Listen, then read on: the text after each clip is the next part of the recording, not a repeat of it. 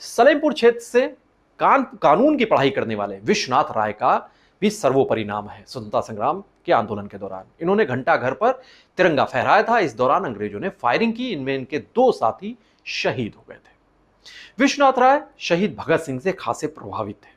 Hindustan socialist Republican army जाना माना नाम, उसके संस्थापक सदस्य सचिंद्र नाथ सान्याल ने राय के कार्यों से इतना प्रभावित हुए कि उन्होंने इस संगठन की जिम्मेदारी इन्हें सौंपी थी। देवरिया और बलिया के कुछ हिस्सों को मिलाकर बनी है ये संसदीय सीट। आजादी के संघर्ष में यहां के सेनानियों ने बढ़ चढ़कर हिस्सा लिया है। यहां से 4 बार सांसद रहे हैं हरकेवल प्रसाद। अब उनके बेटे रविंद्र कुशवाहा यहां जीत की हैट्रिक लगाने के लिए मशक्कत कर रहे हैं। नमस्कार, मैं हूं ज्ञानेश शुक्ला।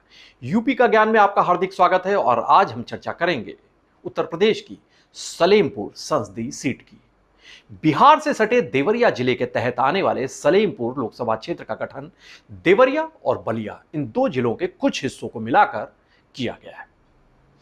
आजादी से पहले तक सलेमपुर सबसे बड़ी तहसील हुआ करती थी। सलेमपुर के पास से छोटी गंडक नदी गुजरती है, प्रवाहित होती है।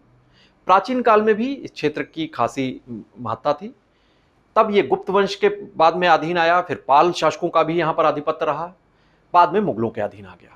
सलेमपुर का नाम हवेली नगर भी हुआ करता था। मध्यकाल में मझोली राज के शासक बौद्धमल ने औरंगजेब के दबाव में आकर इस्लाम धर्म स्वीकार कर लिया और यहां पर शाही मस्जिद का निर्माण कराया था। ये तमाम इतिहास यहां से जुड़े हुए हैं। आजादी के संघर्ष में तो इस क्षेत्र ने बड़ा योगदान दिया।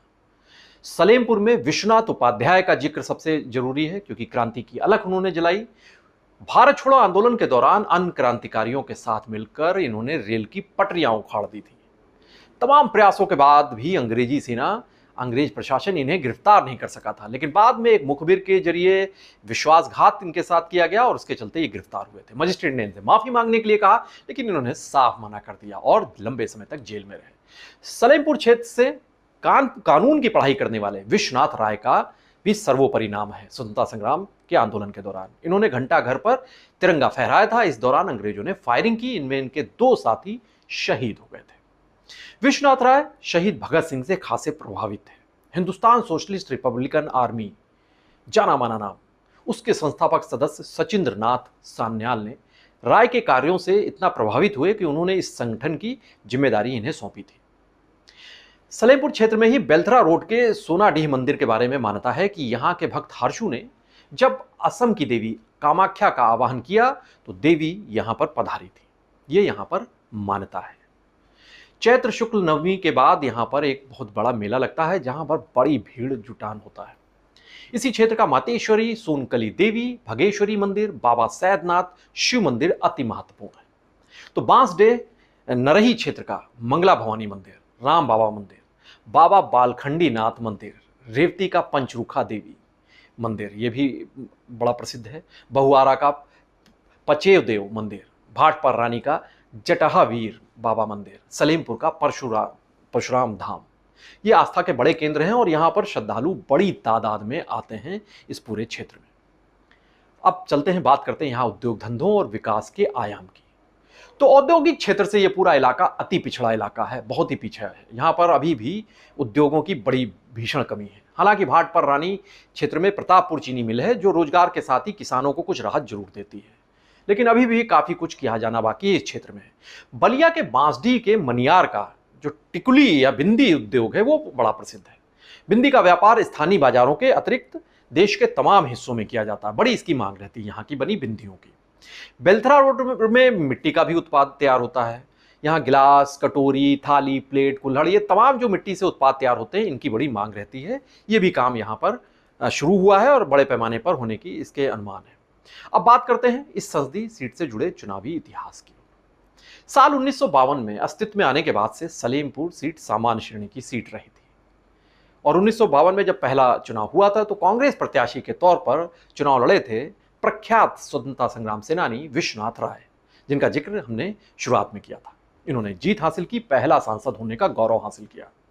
1957 में भी इन्हें ही सांसद चुना गया। 1962 और 1967 में कांग्रेस के विश्वनाथ पांडे यहां से चुनाव जीते और 1971 में कांग्रेस जीती, लेकिन तब तारकेश्वर पांडे यहां से सांसद बने। 1977 में इमरजेंसी के बाद भारतीय लोकदल को यहां से जीत मिली और राम नरेश कुशवाहा चुने गए सांसद के तौर पर। 1980 और 1984 में कांग्रेस ने फिर वापसी की, लेकिन तब उसके राम नगीना मिश्रा वो सांसद चुने गए। 1989 और 1991 में जनता दल के हरकेवल प्रसाद ने यहां से जीत हासिल की। 1996 में हरवंश सहाय यहां से चुनाव जीते, उन्होंने समाजवादी पार्टी का खाता खोला।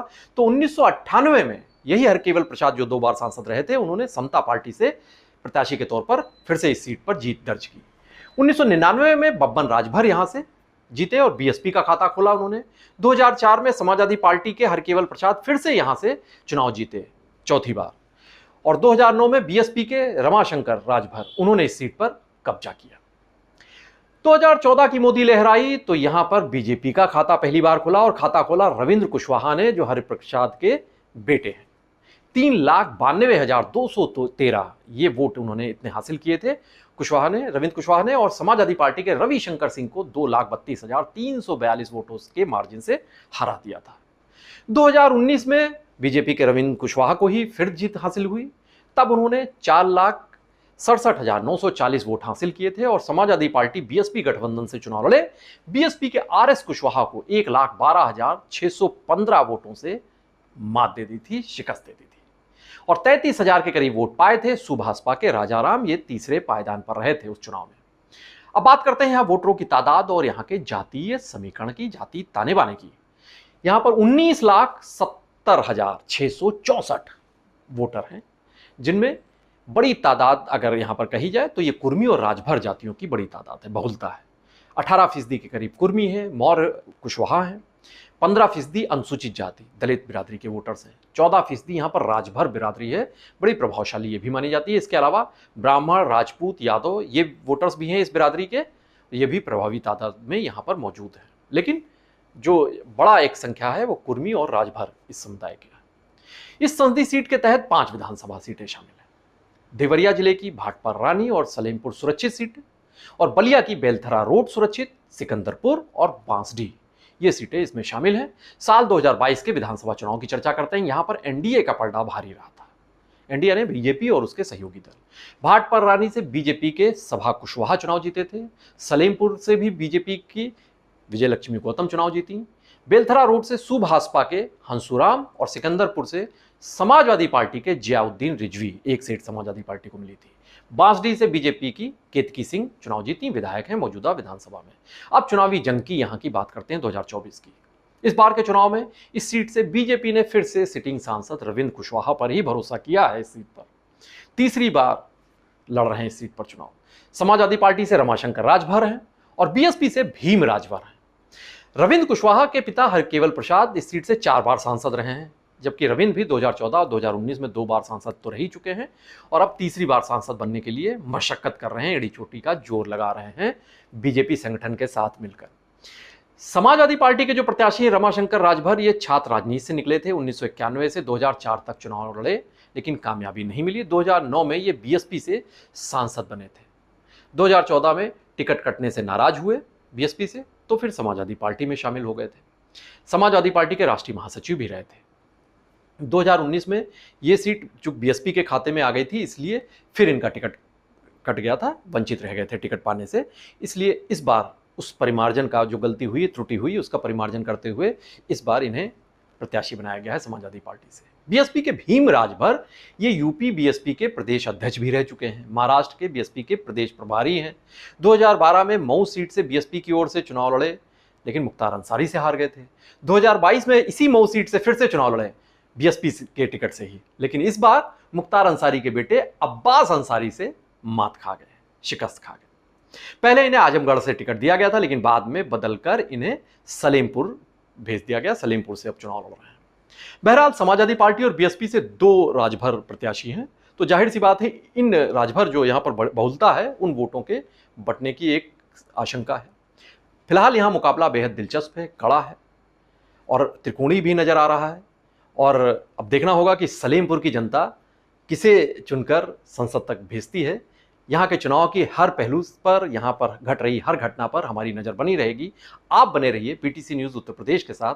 नमस्कार।